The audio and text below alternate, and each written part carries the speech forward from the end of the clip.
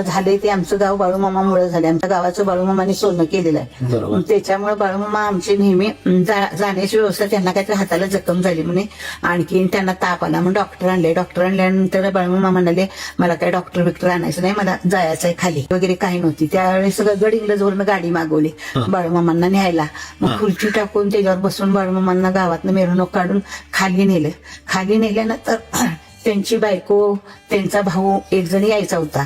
मग पूर्वी काय मोबाईल वगैरे असं काही नव्हतं, निरोपावरच लोक यायची. त्यावेळेस त्यांची बायको कुठेतरी गावाला शनिवारी बाळूमामाने 4 सप्टेंबर 1966 रविवारी त्यांना हे केले, म्हणजे पुरले.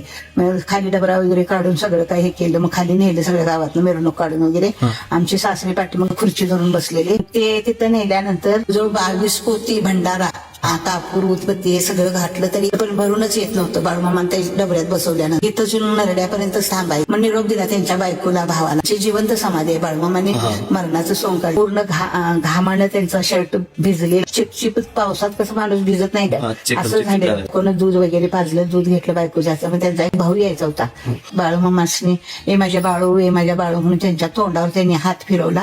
हात फिरवल्यानंतर एकच 2च पाट्या त्यांना हे टाकलं, भंडारा